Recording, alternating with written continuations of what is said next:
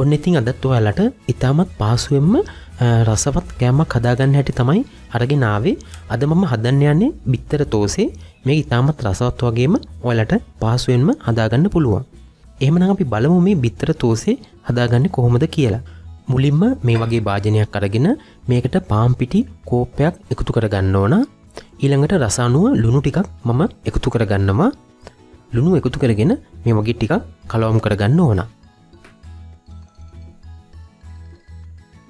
දැන් ඊළඟට මේකට මම හාල් පිටි මේසැන්දි දෙකක් විතර වගේ එකතු කරගෙන මේ වගේ හොඳින් තව ටිකක් කලවම් කරගන්නවා.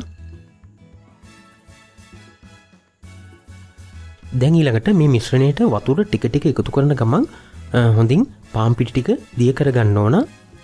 පාන් පිටි ටික හොඳින් දිය කරගෙන උකු බැටර් එකක් වගේ එන්න හදාගන්න ඕන.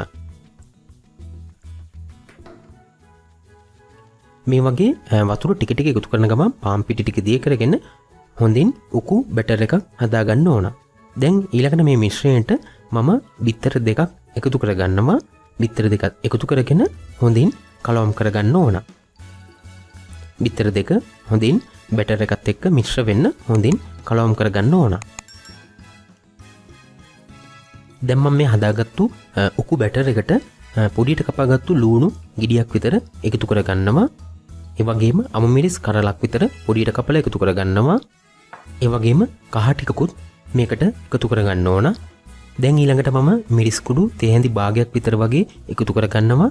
ඔයාලට රස අනුව මිරිස් කුඩු ප්‍රමාණය වෙනස් කරගන්න පුළුවන්. තව පොඩියට කපාගත්තු කරපිංච ටිකකුත් මම එකතු කරගන්නවා.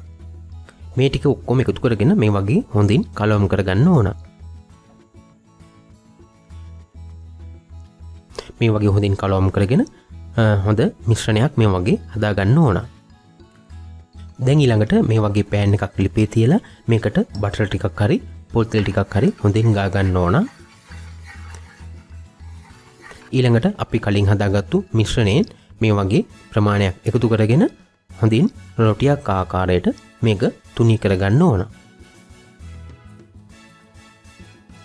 මේ වගේ යටපැත්ත හොඳින් පිච්චුණාට පස්සේ අනිත් පැත්ත හරවලා දෙපැත්තම හොඳින් පුච්ච ගන්න ඕන. මතක ඇතුව ගින්දර මධ්‍යම ප්‍රමාණයෙන් තියාගෙන තමයි මේ තෝස් එක හදාගන්න ඕන. මේ වගේ දෙපැත්තම හොඳින් පිච්චුණාට පස්සේ මේ තෝස් එක ලිපෙන් ඉවත් කරගන්න පුළුවන්. මේ තියෙන්නේ මම ඒ වගේ හදාගත්තු බිත්තර තෝසේ කීපයක්. මේ බිත්තර තෝසේ ඉතාමත් රසවත්. ඒ වගේම ඔයාලට උදේට රැයට කෑමට ගන්න පහසුවෙන්ම හදාගන්න පුළුවන්.